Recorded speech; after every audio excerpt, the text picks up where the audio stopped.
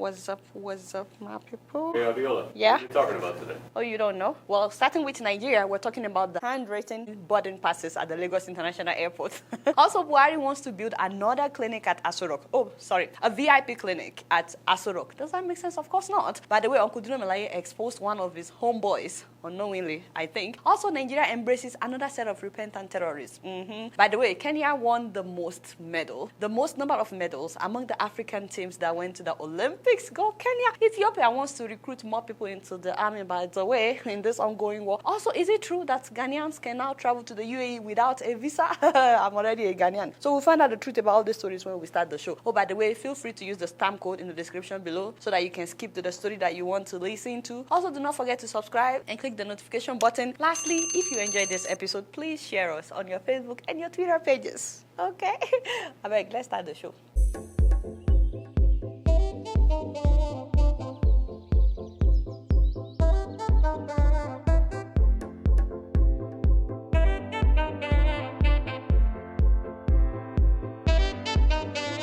What's up, people? It's your girl Adeola. Okay, I have never been this embarrassed in my life. Like, as a Nigerian, it's just like, it's so embarrassing. Why do you need to put it up? Why do you need to put it? Take it down. You don't need to put it up. I can just tell them with my mouth. They understand.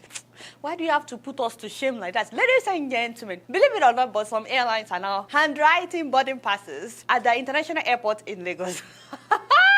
At the Lagos International Airport. Can you believe it? I said, Baba, it has finally come to this. This is when we sell Nigeria.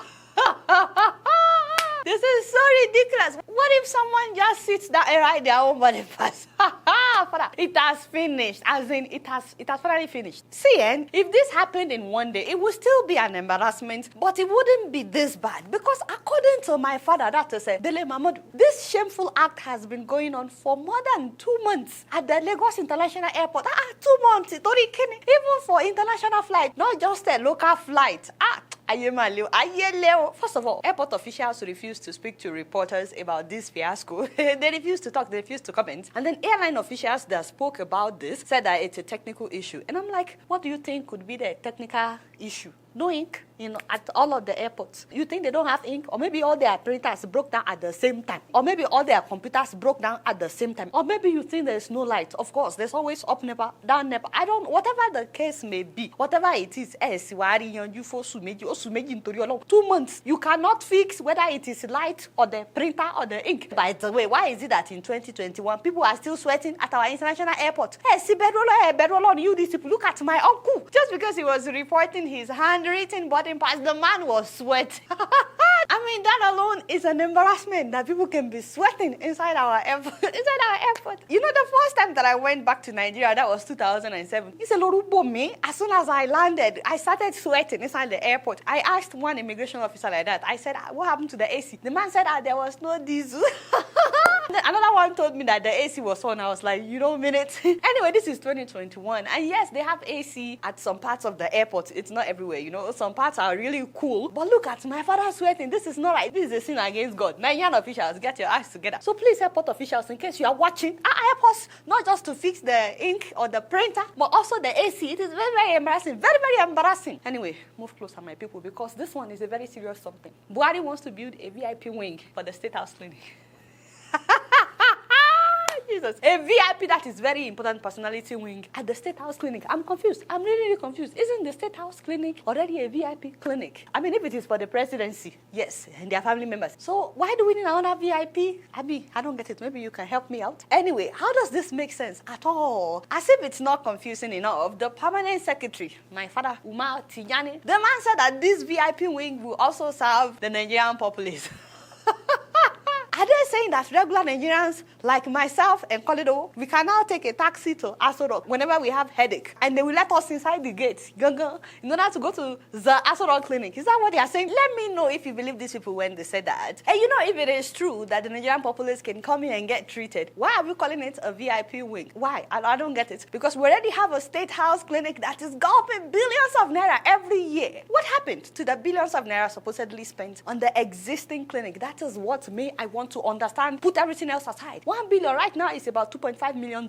And you know, it used to be more than that, if not that Naira has crashed. So as of 2017, we've spent more than 10 billion Naira on this same clinic. That is more than $25 million spent on one small clinic at the ASO clinic. Not to mention that in 2018, 8 billion was allocated to the State House. In 2019, 7 billion. In 2020, 4 billion. Not just for the clinic, but the State House in general. And all that is on top of the 10 billion that they've already spent as of 2017. Despite all these billions, we cannot treat ear infection. In fact, forget about ear infection. Checkup. We cannot do regular checkup, just common regular checkup for the president. We cannot do. The president is flying to London in the name of checkup, just regular checkup. Like for real, all you need to do is Google nice hospitals in Abuja. You will find so many hospitals where they can do medical checkup. Yes, there are really nice hospitals in Abuja. He's going to London for a checkup. You see how much that the devil is a liar. You did not give account of more than $25 million.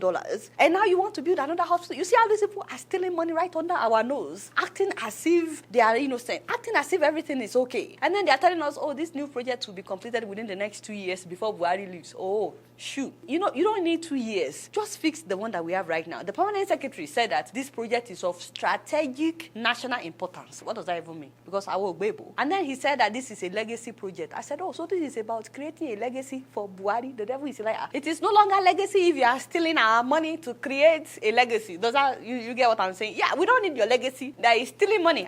Benny or Buhari, leave me. Don't beg me. I'm just saying the truth. What kind of legacy? We don't even need this legacy. In fact, no legacy is better than producing the billions of naira allocated for the clinic since you became president and you refused to equip the clinic. In fact, it is an insult upon injury for us when we had Femi Adesina saying that not only are they not equipping the hospital, but that it has been downgraded. That facility was downgraded to a medical center about a year or two ago. You know, I have never seen a situation where a medical facility is downgraded. Never. Usually, people are upgrading their own medical facilities. I've been so except for Adeola Clinic in Nigeria. Why was our own downgraded? Did they even tell us why it is being downgraded? That facility was downgraded to a medical center. Maybe it's going to be upgraded later, but it is not the same status that it was some years back. I thought I mentioned the last time that a medical center is bigger than a clinic. So why do you keep playing it? Obviously, the man doesn't know what he's talking about. Please, take him down, take him down. Where was I? What was I talking about? One of my boys in Lokoja, own through God, I helped to get employment in NNPC in Warri. Oh, no, my dear. Please, I'm still talking about something very, very important. Don't you know when to be serious? What kind of nonsense is that? Not today. Get thee behind me, Satan. Where was I? Okay, you know what? Just play what you wanted to play because he won't let us have peace of mind. So what did he say this time around? One of my boys in Lokoja, own through God, I helped to get employment in NNPC in Warri. You don't mean it. One of his boys, he helped him to get a job at the Nigerian National Petroleum Corporation. Okay. So we don't know if the man qualified for the job or not. But this is what we know. Within 2 years of working there, I think he has bought 2 cars now. Wow. By the grace of God, we are here to even commission his house, like youth. Yes. And I think I got employment for 2 of them in that Warri. Him and one other girl from Kaba. That's enough, man. For those who are not from Nigeria, you don't build a house on credit. You pay for everything as you're building. Also, you don't buy a car on credit. Normally, you pay cash when you're buying a car. So you pay for everything up front in Nigeria, which is why people are raising their eyebrows about this man's story. But having said that, let's start with a disclaimer. First of all, we don't know the kind of cars that he bought. Maybe he bought some bootleg cars. We don't know. We also don't know if the man has another business where he's making millions of naira, or maybe his wife may be making millions of naira. We don't know. Because as a civil servant, the entry-level salary at NNPC is between 180,000 to 350,000 naira per month. So if the man is getting 350,000 per month in 2 years, his total salary will be 8.4 million naira. And now the question is 8.4 million naira enough to build a house and buy 2 cars in Nigeria of today? Ladies and gentlemen, I'm looking at you with my korokoro eyes. Everybody that I asked about this, they said, Adeola, it is impossible. Unless a miracle happened, you know. And of course, we know that he won't spend all his salary on buying cars or building a house. He must have been paying rent. spent for the last 2 years, and they must have been eating. So no way he would have spent everything on building a house or buying cars. But maybe he's not an entry-level worker. Maybe he's getting paid 500,000 naira per month. That would be 12 million naira in the 2 years that he's been working there. Again, people are saying that is still not enough to build a house and buy 2 cars. I say it depends on your neighborhood in Nigeria, because in my village, it is enough to build a house. Well, at least I like to believe it's enough to build a house in my village. But people say that it's still not enough to build a house and buy 2 cars. Again, we don't know. Maybe it's rundown cars, or maybe it's brand new cars, or maybe it's Mercedes. We don't know. Now, the ridiculous thing is the man works at the Buhari refinery, where they have not made any profit in years. As a matter of fact, they ran a deficit of 473 billion. Is that billion? Is it billion or million? It's billion, right? Billion. Yeah, it is billion. 473 billion naira deficit. So the Warri, the Port Harcourt, and the Kaduna refineries, the 3 of them are running at a loss. They are running at a deficit. But their staff members are building houses and buying cars. The devil is a liar. How many civil servants in Nigeria can afford 2 cars and a house within 2 years? I'm not saying that it's not possible. Please do not crucify me. But if you can take a critical look at the peripheral level of this equation, of this story, something ain't right. Something ain't right. I feel like Uncle Dino just exposed his homeboy just like that. He didn't mean it, So, but if you hear the FCC interrogating the man tomorrow, Dino Melaye sold him out. On a side note, I feel like this is why a lot of people get into politics in Nigeria, as well, to enrich themselves, He is married with 2 children now. Yes. And I know once they enter this house, triplets will come again. Seriously, Father, what? You don't know when to be serious at all. In fact, get out. The guy said they can handle the situation. Get out. Don't come back. What was I talking about? In fact, forget about Dino Melaye. My people, there's a very serious story that we need to talk about. Ladies and gentlemen, I will tell you that he shocked me. As in, we are really, really shocked to see that the Nigerian government is once again embracing another set of repentant terrorists in northern Nigeria. He shocked us. 335 Boko Haram and ISWAP members surrendered to the Nigerian army. And among them is their chief bomb expert. The chief bomb expert is among these people that came out that said they surrendered, Musa Adamu. And they came with 746 adult women and children, including one abducted Chibok girl. Wait a minute. That means that the Chibok girls are still alive. And we refuse to rescue those girls. Wow. Also, did you see the placards that they were holding? The devil is a liar. Who wrote on those placards? Who wrote those captions? Because as far as we are made to understand, Boko Haram is against what? Western education. When did they know how to read and write? Who wrote on those placards? Is it that they suddenly know how to read and write, or the Nigerian army wrote this for them? Because I'm trying to add 1 + 1, it's not adding up to 2. It's adding like 34, 39. Nothing is making sense right now. So Nigerians, are you telling me that those who have killed thousands of innocent civilians, including so many of our military men and women, can just come out like that and say, we've repented, forgive us, and our government will embrace them like that, giving them clothes and food like nothing happened? In fact, the other time they were giving them money, stipends, remember? Meanwhile, the families of the slain soldiers are not being compensated. They are not being looked after. Hundreds of thousands of internally displaced people within Nigeria are not given a change of clothes or food. Many of them are starving. Protesters at Lekki Gates that were also carrying placards were not embraced by this government. They shot at them. Also, did you see the DSS, the way they handled a Vanguard newspaper journalist at a court premises in Abuja a couple of weeks ago? Did you guys see that video? How come Sunday Igboho was not treated like this? Nnamdi Kanu and Sowore, they are not being treated like these people are being treated, and those ones did not kill anybody. Who is monitoring these repentant terrorists, just in case tomorrow they decide to change their mind and say, you know what, we are going back? Guys, is this government really fighting terrorism, in your own opinion? Or do you think that they are working with this terrorist Bene? Let me know what you guys think about this story, because what I'm saying is starting to become a seesaw. You guys know I don't know much. Guess what? I'm just giving it a roll. Moving on to Kenya, ladies and gentlemen. Okay, today I'm a Kenyan. I'm sorry Nigerians. It is what it is. I like the winning side. Today I'm a Kenyan. Sorry, I don't care what anybody says. Oh God, how did they say greetings in Swahili? Habariako. Today I'm a Kenyan. I know Nigerians will crucify me. Ladies and gentlemen, I am so proud to see that Kenya tops Africa with 10 medals at the Tokyo Olympics. So they won 4 gold medals. I mean, we won 4 gold medals. Sorry. How many did your country win? It's a joke because I know some Nigerians will now come and start yabbing me. It's alright, I'm still a Nigerian. In any case, they won 4 gold medals, 4 silver, and 2 bronze medals. So this puts them at the 19th position in terms of the countries with the best performance at the Olympics. By the way, my Kenyan people, forgive me if I did not say any name correctly. I'm apologizing in advance. Emmanuel Korah, do not crucify me. 1 gold in men's 800 meters. Faith Kipyegon, 1 gold in women's 1,500 meters. Perez Jekecha, 1 gold in women's marathon. Eliud Kipchoge, 1 gold for men's marathon. I can totally see Kenyans cutting out this part of the video. And circulating and saying this useless Nigerian girl butchered our names. So that's the gold category. And for the silver, we have Helen Obiri, we have Ferguson Rotich, Bridget Kosgei, and Timothy Cheruyot. They all won silver. And Benjamin Kigen as well as Hyven Kiyeng won bronze medals. Whoo, father, I said those names. Anyway, congratulations to all these athletes. We are so proud of you. Thank you so much for making Kenya proud. And not just Kenya, for making Africans proud in general. While so many Kenyans are celebrating this victory, can you guys believe what some Kenyans are saying online? Look at this person, Emmanuel Mutiso. He said that's the worst performance from a powerhouse like Kenya. And then he said the CS should have resigned by now, plus all the sports selectors. I'm like, okay. And then Kim Senior said, we would have finished in top 10 if it was not for some slight mistakes. Otherwise, congratulations. I'm like, you don't mean it. Top 10? Okay. And then Ali Ferguson said, we should be in a position to get at least 16 medals. I think we lost races that are obvious for us to sweep. Wow, okay. And then Deb Moragua said, money lost into corrupt hands should be used for Olympics development. Guys, I mean, you guys should be celebrating.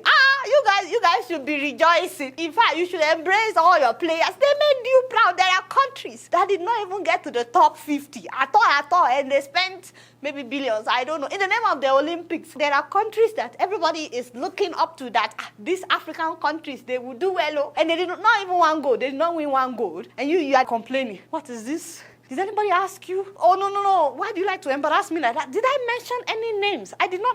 See, I'm a Nigerian, first of all. So please, do not let me look you in the eye. What is your problem? Take it down. Do you see? Put it back up, by the way. Put it up. It's not a crime that our sports minister is proud and celebrating that we came at a 74th position. Father, 74th position, Jesus. The man is celebrating. He said this is the best we've done in 13 years. And he's getting his salary. You see, this is why we are where we are. Our leaders in Nigeria have no drive, no vision, and of course, no shame. And the worst part is they love to celebrate the failures caused by their own negligence. They like to celebrate mediocrity, you know. Please take it down. Did you take it down? I will fire you. Anyway, the best comment that I saw from a Kenyan is from Mom Wangare Janelli. And this person said, it doesn't matter how many medals we got. The most important thing is our national anthem being played twice at the closing ceremony. Proud moment for us. Kenya to the world. By the way, the Kenya national anthem is really nice. We cannot play it for copyright issues. But for real, yeah, they played the Kenya national anthem twice. The closing ceremony. So Kenyans, you better be grateful. Just be grateful, period. Just be grateful. Otherwise, we'll come and claim this your 19th position. Then we'll come in and out. We'll take all your gold medals before you know what is happening. You even see us. Just like that. Yes. Just like that. We'll just put them aside. We'll just do them. We'll sell them at Okrika Market. In any case, we are so proud of all these Kenyan athletes and all the Nigerian athletes too. We're proud of you guys and all the African athletes in general. God bless you. Thank you so much for making us proud. You guys not doing much. Guess what? I'm just keeping it real. So my Ghanaian people, how are you now doing now? Today I'm a Ghanaian, no. Actually, I said I'm a Kenyan. The other time I lied. I'm actually a Ghanaian. Today I'm a Ghanaian. By fire, by force, whether you want me or not, I'm already a Ghanaian. Charlie, is it true that with a Ghanaian passport, you can now travel, we can now travel to the United Arab Emirates without a visa? You don't mean it. My father and my God. I mean, since Nigeria and Ghana both have a ECOWAS passport, do you think that we can wing it somehow? We should be able to wing it. Jokes aside, guys, it is true that the Ghanaian government is working on making it possible for their citizens to go to the UAE without a visa. However, they issued a statement that they're still working on it, that it's not finalized yet. So the celebration on the internet is a little premature, you get what I'm saying? But I think that it's very cool that they are at least working on this. That means that Ghana will now be added to the countries where you can just buy your plane ticket to visit Dubai without needing a visa. You get what I'm saying? Now, this means that Ghanaian passport is becoming stronger than it is. But believe it or not, Ghanaian passport is not even among the top 10 passports in Africa, according to the Henley Passport Index, where they list the number of countries that you can visit with a particular passport. Right now, these are the countries with the top 10 passports in Africa. Seychelles is number 1, ladies and gentlemen. Seychelles, with a passport that allows them to visit 152 countries in the world, followed by Mauritius, 146 countries, South Africa, 102, Botswana, 86 countries, Namibia, 78, Lesotho, 77, Eswatini, that is Swaziland, where they have a monarch, yes. With their passports, they can visit 74 countries, Malawi, 73, Kenya and Tanzania, 72, Tunisia and Zambia, 71 countries. In case you're wondering, right now with a Ghanaian passport, you can visit 64 countries. And with a Nigerian passport, because I know my Nigerian people will be wondering, what about us? You can visit 46 countries. In any case, while Ghana is working on adding the UAE to their list of visa-free countries, we at the UAR, that is what we are, right? UAR, yes. You remember we changed our names. We've already offered Ghanaians visa-free entry into Nigeria. Have we not tried? Yes, we have offered you Ghanaians visa-free entry into Nigeria. And by the time we are done finalizing our UAR citizenship, I'm very sure that the UAE will be the ones begging us to add them to the list of countries where we can go without a visa. Amen, somebody. UAR and UAE, they are very close. Very soon, the UAE will send us the application. In fact, they will apply. It's like applying for a job. They'll be begging us to please add the UAE to the countries that we will be visiting without visa. Amen, somebody. So we are very happy for you Ghanaians, and we are seriously praying that everything goes through with this whole UAE thing, because you cannot come back tomorrow and tell us that, by the way, it's not happening anymore. Anyway, you guys know I don't know much. Guess what? I'm just keeping it real. Moving on to Ethiopia, ladies and gentlemen, do you know that the war is still going on? In fact, thousands of young people are being recruited to join the army in order to continue with this war. A ceremony was held in Addis Ababa on Tuesday, bidding farewell to the Ethiopian military's newest soldiers. According to the mayor's office, 3,000 men and women will join the ranks of Ethiopia's National Defence Force. Can you believe that was July last month? In fact, this month, the government of Ethiopia is now calling on all capable citizens to join in the ongoing fight. I'm really surprised because this comes after the Prime Minister called for the ceasefire. I was so hopeful. But then the Tigrayan leaders said that their condition was yet to be honored. As it is right now, more than 50,000 Ethiopians have been killed. As many as 50,000 people are said to have died, which, if true, is more than any conflict anywhere in the world in 2021. Mostly civilians, including children. And you know, as we discussed, rape is also being used as a weapon in this war. We featured some of these women talking about their stories. Many of them are even killed after they are raped. As a matter of fact, more than 1,200 rape cases have been reported since the war started. 1,200 cases. And of course, we all know it will be way more than that because a lot of women would not even come out to talk about what has been done to them. But just so you know, it's not just rape that is being used. Hunger is also being used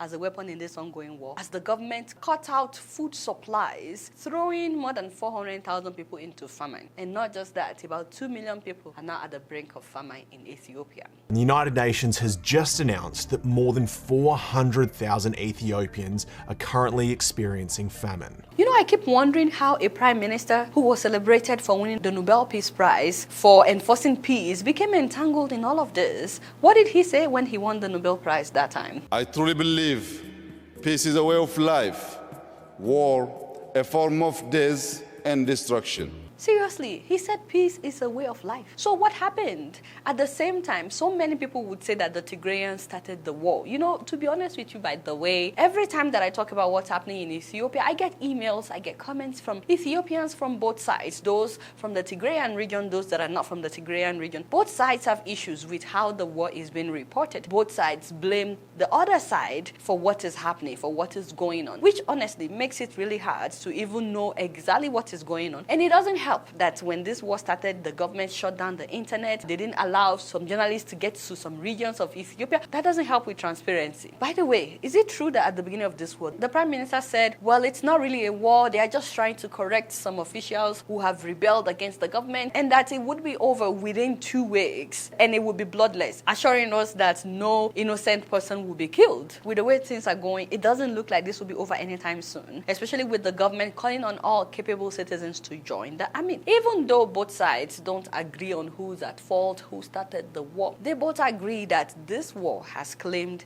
thousands of innocent lives. And you know, as it is right now, the UN said more than 1.7 million people have been displaced. Although some reporters, like Reuters, are reporting that more than 2 million people have been displaced. Also, 60,000 people have crossed the border into Sudan. It's heartbreaking to see Ethiopia going through this. But you know, I just want to say real quick that all of this whole war, the rape, the everything, using hunger to fight, all of this started as ethnic conflict, ethnic fights. I honestly look forward to the day that ethnicity would no longer matter in Africa, because we keep killing each other because of ethnicity. So for real, if you're having ethnic fights in your country, like we do in Nigeria, we really have to be careful. No one knew that this could lead to what's presently happening in Ethiopia. We'll keep you guys posted on what's happening there. You guys not doing much. Guess what? I'm just keeping it real.